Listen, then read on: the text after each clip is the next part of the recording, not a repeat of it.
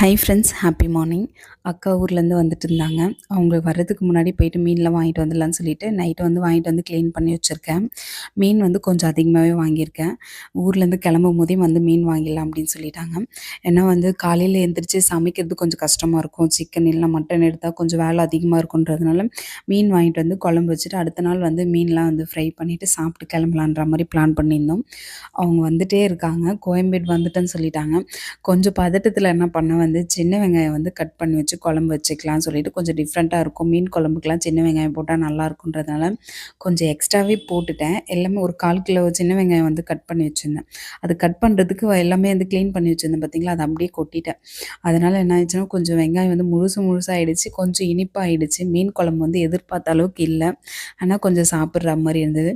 மீன் fry பண்ணதெல்லாம் சூப்பரா இருந்தது. நார்மலா எப்பவுமே வந்து மீன் குழம்பு வைக்கிற மாரியே தான் வச்சிருந்தேன். அப்புறம் தான் சாப்பிடும்போது தான் யோசிச்சேன், நம்ம பெரிய வெங்காயமே போட்டுருக்கான் போல அப்படின்னு சொல்லிட்டு.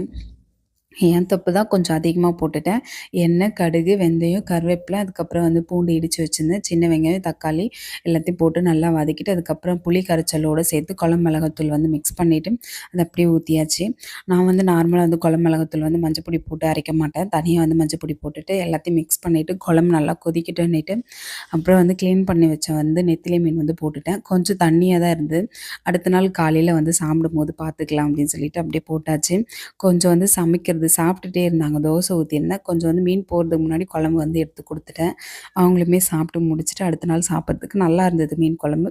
ஆனா எதிர்பார்த்த டேஸ்ட்டு வரல. மீன் ஃப்ரை பண்ணுறதுக்கு வந்து மிளகாத்தூள், அதுக்கப்புறம் சால்ட்டு, கார்ன்ஃப்ளவர் பவுட்ரு, அதுக்கப்புறம் கொஞ்சமா வந்து இஞ்சி பூண்டு பேஸ்ட்டு இது எல்லாத்தையும் மிக்ஸ் பண்ணிவிட்டு, ஒரு லெமன் ஜூஸ் வந்து கொஞ்சமா வந்து கட் பண்ணிவிட்டு நல்லா புழிஞ்சு விட்டுட்டு, அதுக்கப்புறம் வந்து நம்ம வந்து மீன் போட்டுக்கலாம்னு சொல்லிட்டு எல்லாமே ரெடி பண்ணியிருக்கேன். வேறு எதுவுமே வந்து கடையில் விற்கிற அந்த மசாலாலாம் எதுவுமே போடவே இல்ல. வாங்கிட்டு வரலான்னு நெனச்சேன். டைம் ஆயிடுச்சு, மறந்துட்டேன். சரி அதுக்கப்புறம் வீட்ல இருக்கிறத வச்சே போட்டுக்கலாம் அப்படின்னு சொல்லிட்டு போட்டேன். ரொம்ப நல்லா இருந்தது. குழம்பு வந்து நம்ம நார்மலா வந்து வந்து மீன் வறுவல் மசாலா போட்டா கூட அந்த அளவுக்கு டேஸ்ட்டா இருந்திருக்காது. நம்ம வீட்டு குழம்பு மிளகாத்தூளே நல்லா இருந்தது. எல்லாத்தையும் மிக்ஸ் பண்ணிட்டு போட்டு அப்படியே ஃப்ரிட்ஜில எடுத்து வச்சாச்சு.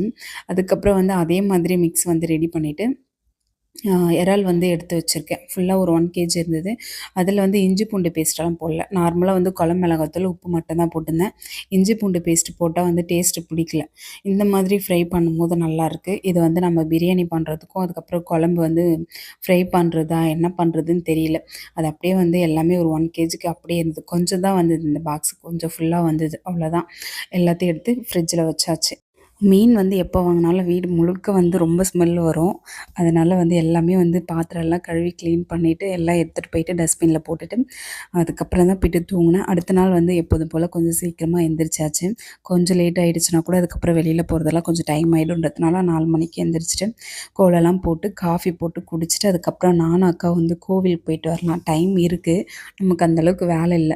சாப்பாடு செய்யறதுக்கு மட்டும் அந்த அரிசியெல்லாம் ஊற வச்சுட்டேன். ஊற வச்சதுக்கப்புறமா வந்து நம்ம கோவில் கிளம்பலாம் அப்படின்னு சொல்லிட்டு காஃபி குடிச்சிட்டு வீட்டில் வந்து விளக்கேத்தி வச்சுட்டு அதுக்கப்புறம் வந்து கோவில் கிளம்பியிருந்தோம். மற்றவங்க எல்லாருமே தூங்கிட்டு இருக்காங்க. ரோஷன் மித்திக்கிட்ட வந்து முன்னாடியே சொல்லிட்டேன். அதுக்கப்புறம் நாங்கள் காலையிலேயே பீச் போகலான்னு சொல்லிட்டு பிளான் பண்ணோம். அதுக்கப்புறம் வந்து அவங்க வேணாம் அப்படின்ட்டாங்க.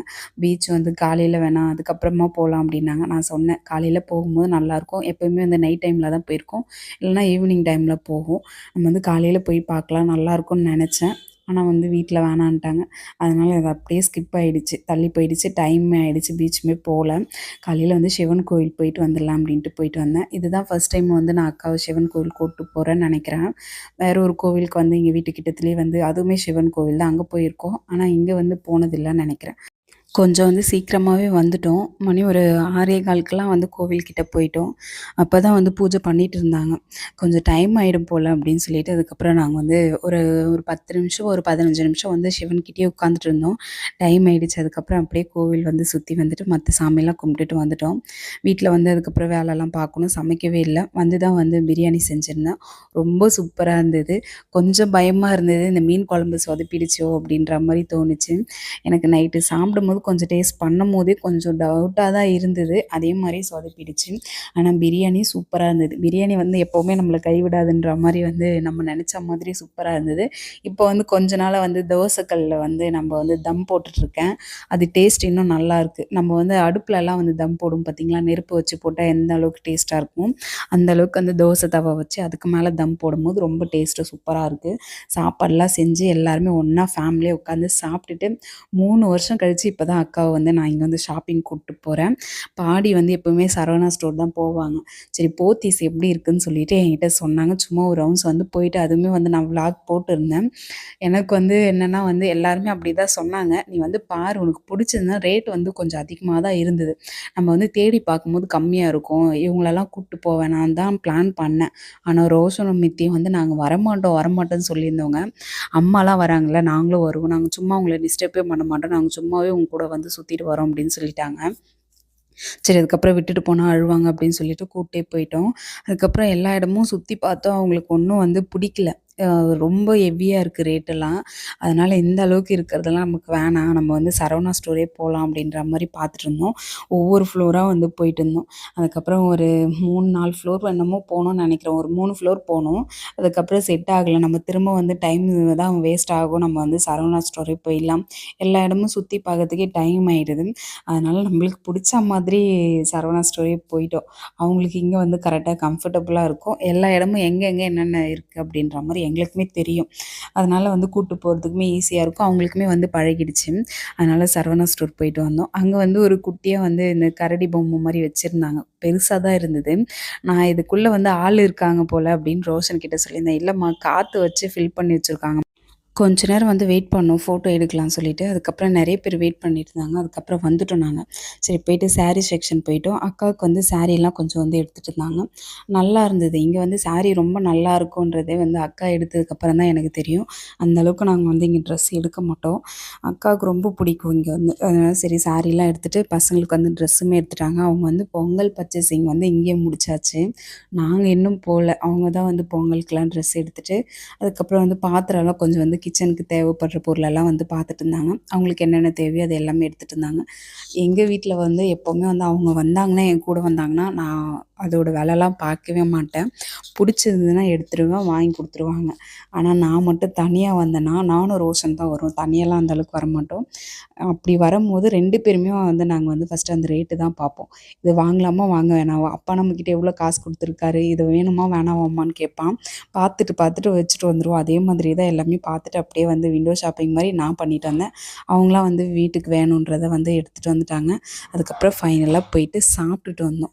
அங்க வந்து 9த் ஃப்ளோர்ல வந்து ஃபுட் கோர்ட் இருக்கும். அங்க போயிட்டு சாப்பிட்டுட்டு அதுக்கப்புறம் வந்து கொஞ்சம் நெறையவே வாங்கிட்டு வந்தாங்க. ஒரு 5, 6 பேக் இருந்தது. அது எல்லாமே கொஞ்சம் ஆளுக்கு ஒவ்வொன்னு எடுத்து ஷேர் பண்ணிட்டு அதுக்கப்புறம் வீட்டுக்குமே வந்துட்டோம். வீட்டுக்கு வந்து லஞ்ச் வந்து ரெடி பண்ணி வச்சுட்டு போனதுனால கொஞ்சம் ஈஸியா இருந்தது. ஆனா கிச்சன் ஃபுல்லா கிளீன் பண்ணல. கொஞ்சம் அவசர அவசரமா போயிட்டு மாமா மட்டும் வரவே இல்ல. வீட்ல இருந்தாங்க. மத்தவங்க எல்லாருமே போயிட்டோம். அவங்க வந்து வேலை இருக்குன்னு சொல்லிட்டு அவங்களுமே வந்து ஆஃபீஸ் போயிட்டாங்க. எங்க வீட்ல எப்பவுமே வந்து இந்த சரவணா ஸ்டோருக்குலாம் வரமாட்டாங்க. க்ரவுடு ரொம்ப அதிகமா இருக்கு. அந்த இடத்துக்குலாம் சுத்தமா போகவே மாட்டாங்க. கொஞ்சம் காசு எக்ஸ்ட்ரானா கூட பரவால்ல. வேற ஏதாச்சும் ஒரு ஷோரூம் போயிடலாம் அப்படின்ற மாரி வந்து கிளம்பிடுவாங்க. ரொம்ப டைம் எடுக்கும். நம்ம வந்து பில் போடுறதுக்கே வந்து ரொம்ப மணிக்கணக்கா நிக்கிற மாரி இருக்கும். அதுவே கொஞ்சம் டென்ஷனா இருக்கும். எங்கள வந்து வெளியிலயே விட்டுட்டு அதுக்கப்புறம் அவங்க போயிடுவாங்க. எங்களுக்கு என்ன தேவையோ அத வாங்கிட்டு ஃபோன் பண்ணுவோம். சரவணா ஸ்டோர் ஓப்பன் பண்ண புதுசுல வந்து போயிட்டு வந்தோம். இப்போ வந்து நம்மளுக்கு வந்து கொஞ்சம் நல்லா பழகிடுச்சு. அதனால அங்க போனோமான்ற மாரிலாம் யோசிப்போம். ஆனா அக்காவுக்குலாம் கொஞ்சம் புதுசா இருக்கும். அதனால அவங்களோட போயிட்டாச்சு. சும்மா சுத்தி பார்த்துட்டு வருவோமே அப்படின்னு சொல்லிட்டு போயிட்டு பார்த்துட்டு அவங்க வந்து ஷாப்பிங்லாம் முடிச்சுட்டு வந்துட்டாங்க. மீன் வந்து எல்லாம் மசாலாலாம் வந்து போட்டு வச்சோம் பார்த்தீங்களா, அத அப்படியே ஃப்ரை பண்ணிக்கலாம்னு சொல்லிட்டு ரெடி பண்ணிட்டுருக்கேன். ரசம் வைக்கலாம்னு நெனச்சேன். இதுக்கப்புறம் இதுவே கொஞ்சம் கரெக்ட்டா இருந்தது. பிரியாணி வந்து காலையில பண்ணது வந்து இறால் பிரியாணி தான் வந்து ரெடி பண்ணியிருந்தேன். கொஞ்சம் வந்து ஃப்ரை பண்ணி வச்சுட்டேன். ரோஷனுக்கு வந்து ரொம்ப பிடிக்கும். அதுக்கப்புறம் நிதிஷ் வந்து மீன்லாம் அந்த அளவுக்கு சாப்பிட மாட்டான். அதனால சரி எறா வந்து பிரியாணி பண்ணிக்கலாம். கொஞ்சம் வந்து ஃப்ரை பண்ணிக்கலான்ற மாரி வச்சுட்டேன். ரொம்ப நல்லா இருந்தது. மதியத்துக்கு வந்து சாப்பிடும்போது அவ்வளோ சூப்பரா இருந்தது. மீன் குழம்பு வந்து கொஞ்சம் ஆற வச்சுட்டு சாப்பிட்டா நல்லாயிருக்கும். நல்லா இருந்தது. ஆனா நம்ப எதிர்பார்த்த அந்த டேஸ்ட்டு வரவே இல்ல. கடைசி வரைக்கும் அது கொஞ்சம் ஏமாற்றமாவே இருந்தது. இருந்தாலும் பரவால்ல. பிரியாணில கொஞ்சம் நல்லா இருந்ததுல. எதிர்பார்த்தத விட பிரியாணி ரொம்ப சூப்பரா இருந்தது. எல்லாரும் வந்து உட்காந்து திரும்ப வந்து சாப்பிட்டுட்டு லஞ்ச்லாம் முடிச்சுட்டு அவங்களுமே வந்து ஊருக்கு கிளம்புறதுக்கு வந்து ரெடி ஆயிட்டாங்க. இதுக்கப்புறம் சாப்பிட்டு முடிக்கணும். கொஞ்சம் ஒரு ஒரு 1 ஹவராச்சும் படுத்து தூங்கிட்டு அதுக்கப்புறம் போலான்னு தான் சொன்னோம். அவங்களுக்கு வந்து அடுத்த நாள் வந்து ஸ்கூல் வந்து எல்லாருக்குமே ஓப்பன் பண்ணிடுவாங்க. டைம் ஆயிடும் அப்படின்றதுனால வந்து சாப்பிட்டுட்டு ஒரு 10 நிமிஷம், 15 நிமிஷம் தான் வெயிட் பண்ணியிருப்பாங்க. அதுக்கப்புறம் கொஞ்சம் வந்து காஃபி போட்டு குடுத்துட்டு, காஃபி குடிச்சுட்டு அவங்க வந்து கிளம்பிட்டாங்க. இதுக்கப்புறம் தான் வந்து நாங்க பொங்கலுக்கெல்லாம் ட்ரெஸ் எடுக்கவே போனோம். எப்போ போக போறோம் என்னன்னு எங்களுக்கே தெரியவே இல்ல. பார்ப்போம். பொங்கலே வந்துரும் போல. அடுத்த வியாழக்கிழமலாம் பொங்கல் இருக்கு. சார் வந்து எப்போ எங்கள கூட்டு போவாருன்னே தெரியல. இந்த வருஷத்துலேருந்து கொஞ்சம் வந்து மாத்திக்கிட்டேன். இதுக்கப்புறம் நம்ம எங்க என்ன தேவைன்னாலும் வந்து கேட்கவே கூடாதுன்ற மாரி வந்து முடிவு பண்ணிட்டோம். அவங்களுக்கா தெரிஞ்சு வாங்கி குடுத்தா சரி வாங்கிப்போம், இல்லன்னா வந்து விட்டுருவோம் அப்படின்ற மாரி கொஞ்சம் மாறியாச்சு. சரி, ஓகே. விலாகோட எண்டுக்கு வந்துட்டோம். இவ்வளோ நேரம் என்னோட விலாக் பார்த்ததுக்காக ரொம்ப தேங்க்ஸ். என்னோட விலாக் உங்களுக்கு பிடிக்குன்றத நம்புறேன். பிடிச்சிருந்ததுன்னா சப்ஸ்கிரைப் பண்ணி சப்போர்ட் பண்ணுங்க.